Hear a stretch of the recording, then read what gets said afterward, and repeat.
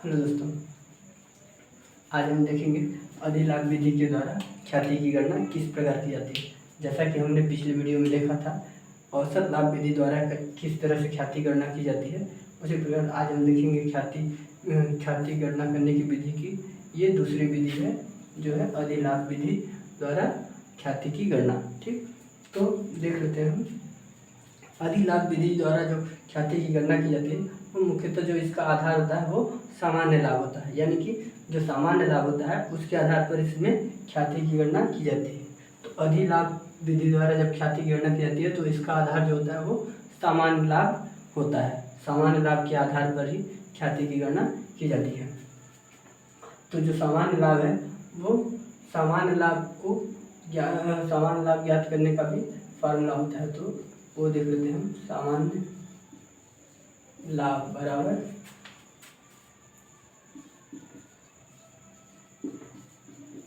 विनियोजित पूंजी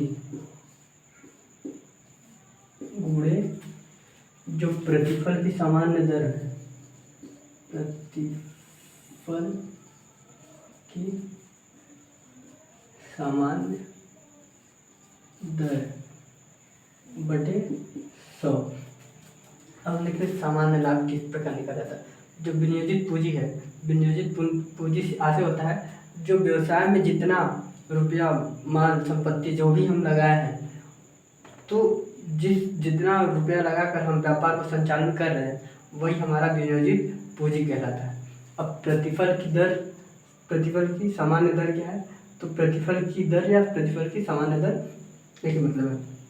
तो प्रतिफल की सामान्य दर या प्रतिफल की दर से आशय उस प्रतिशत से है जो हमें विनियोजित पूंजी मतलब यानी जो हमें निवेश करने पे इन्वेस्टमेंट करने पे उसके बदले में कुछ परसेंट जो हमें मुनाफा होगा, जो प्रतिफल जो लाभ होगा उसे ही विनियोजित प्रतिफल की सामान्य दर कहते हैं।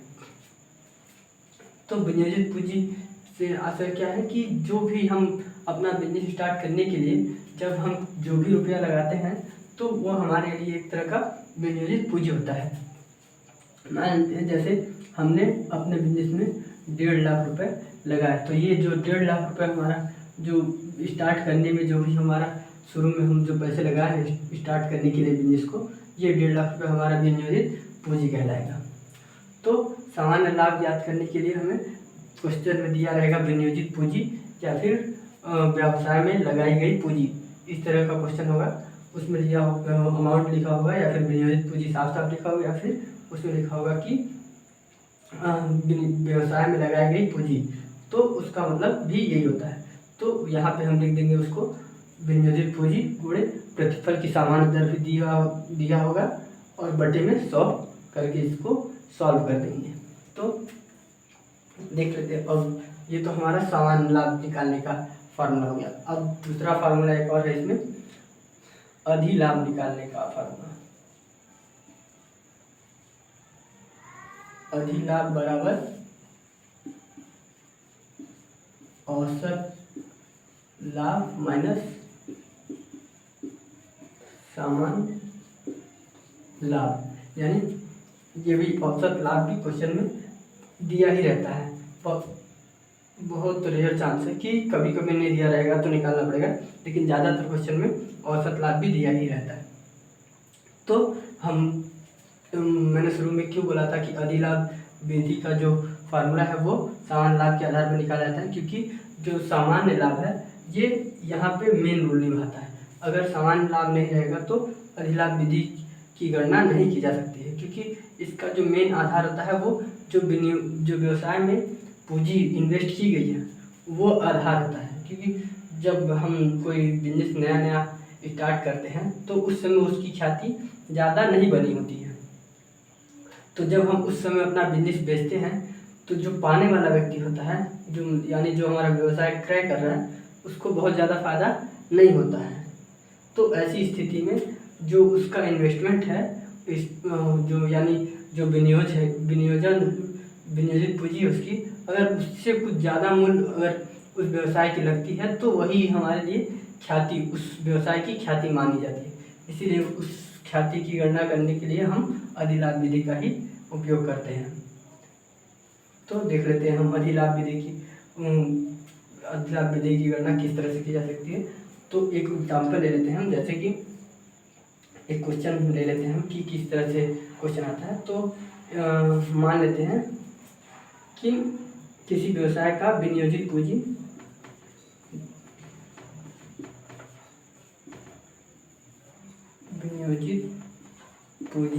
हमारे पास दी हुई है, कितना 1.5 लाख रुपए मान लेते हैं, ठीक।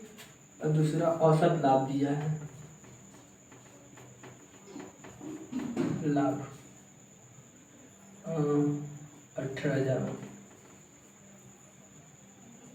और तीसरा प्रतिफल की दर,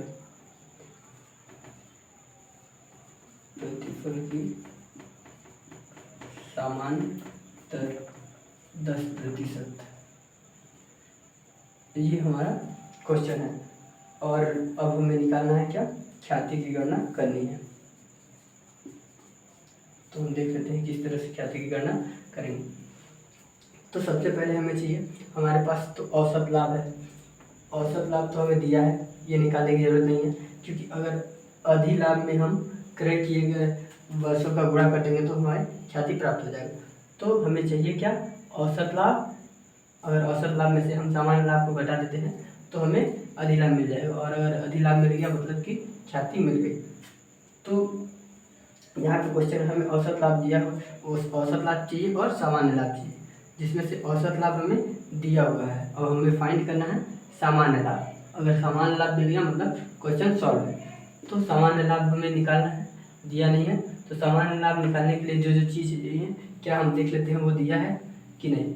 तो हमें सामान्य लाभ क्या सूत्र क्या होता है, सामान्य लाभ बराबर विनियोजित पूंजी गुणे प्रतिफल की सामान्य दर बटा 100, ये फार्मूला है। तो जब देख लेते हैं इसमें से क्या क्या दिया है। तो ये विनियोजित पूंजी दिया है तो हम रख देंगे, विनियोजित पूंजी कितना हमारा 1.5 लाख।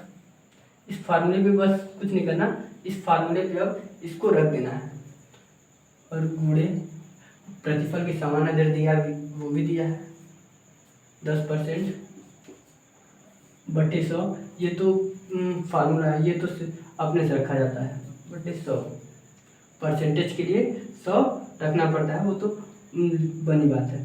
तो 1 0 से 1 0 कट गया, 1 0 से 1 0 कट गया, अब बचा कितना 15,000, यानी 15,000। ये 15,000 क्या है, हमारा सामान्य लाभ है।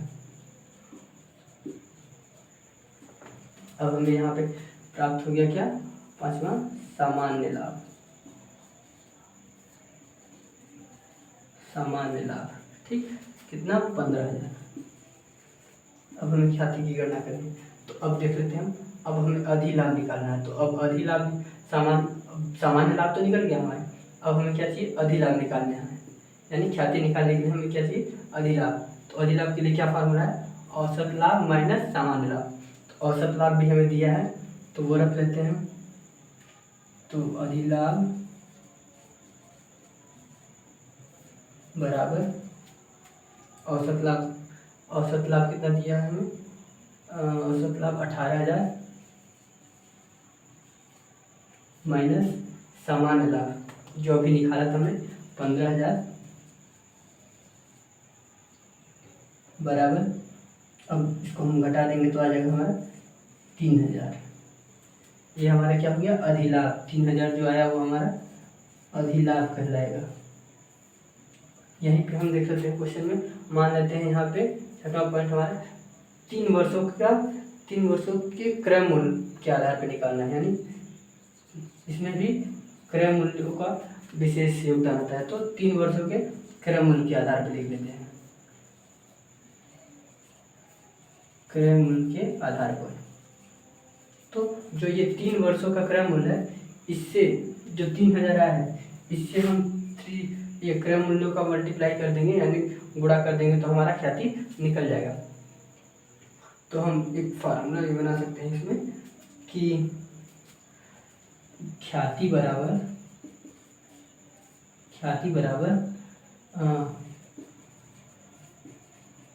अधिलाभ गुणे क्रय किए गए वर्ष। तो अधिलाभ है हमारा 3000 गुणे 3 वर्ष, तो हो जाएगा 3 तिकाई 9000। ये हमारा क्या है, ख्याति। तो जगह नहीं वहाँ, तो हम यहाँ पर लिख देते हैं ये 9000 हमें क्या प्राप्त हुआ, ख्याति।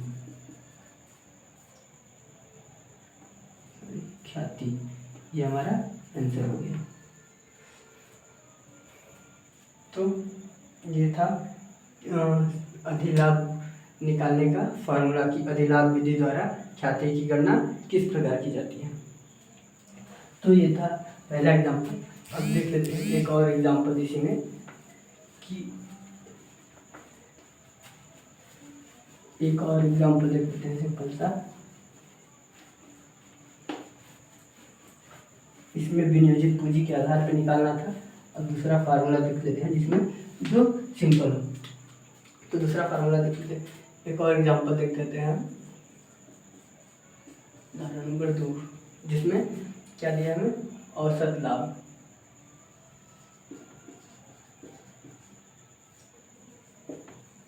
औसत लाभ 75,000। सामान्य लाभ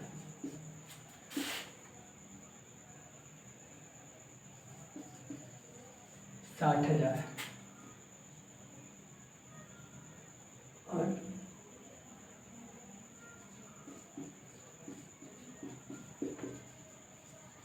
विनियोजित पूंजी 2 लाख। विनियोजित पूंजी 2 लाख। सामान्य ब्याज की दर 15% देख लेते हैं, 15%। ठीक, ये हमें क्वेश्चन में दिया हुआ है। और क्रय के वर्ष कितना, 2 वर्ष। ये हमारे क्रय किए गए वर्ष है। तो अब हम देख लेते हैं, इसको सॉल्व कर लेते हैं। तो यहाँ से हम सॉल्व करते हैं। सबसे पहले हमें देखना है कि हमें ख्याति की गणना करने के लिए चाहिए क्या क्या। तो ख्याति की गणना करने के लिए हमें चाहिए अधिलाभ बराबर औसत लाभ माइनस सामान्य लाभ। अगर ये फार्मूला इतना दिया है तो मतलब अगर ये सब चीज़ें जो इसमें रिक्वायर्ड है, ये दोनों चीज़ें दी हुई हैं, तो फिर हमें विनियोजित सामान्य लाभ निकालने की ज़रूरत नहीं है। फिर ये ख्याति इस तरीके से ख्याति की गणना आसानी से की जा सकती है।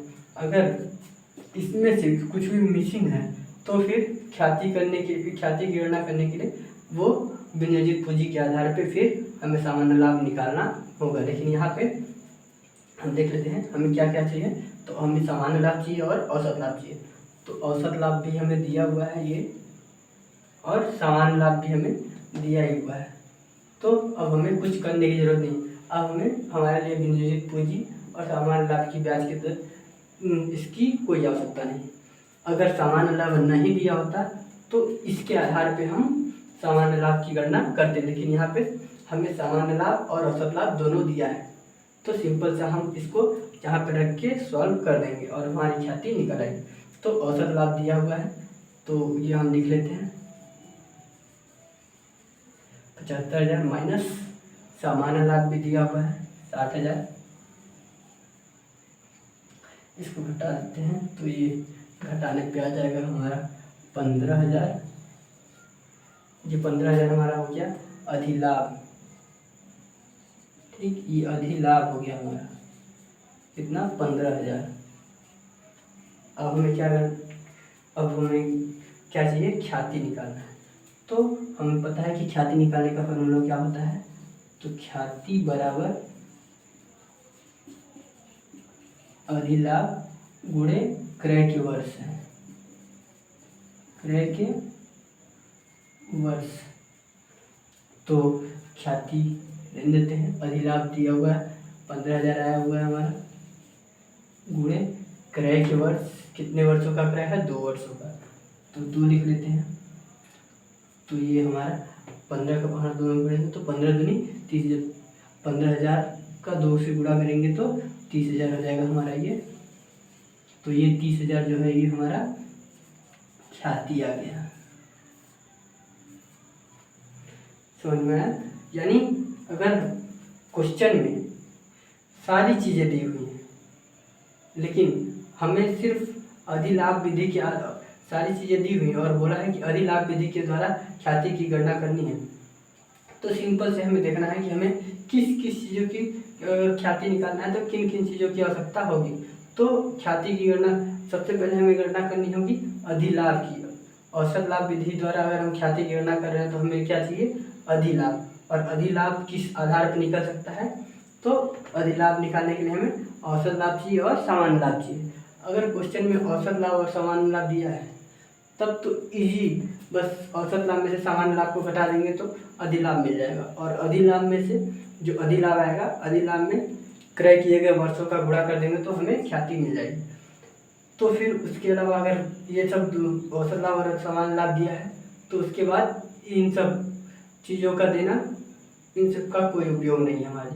और अगर क्वेश्चन में औसत लाभ दिया है लेकिन सामान्य लाभ नहीं दिया है, अगर सामान्य लाभ नहीं देता है तो इस स्थिति में हमें फिर सामान्य लाभ की गणना करनी होगी। तो इस स्थिति में हम सामान्य लाभ का फार्मूला, सबसे पहले सामान्य लाभ का जो फार्मूला होगा वो लगाएंगे, जो कि है सामान्य लाभ का फार्मूला,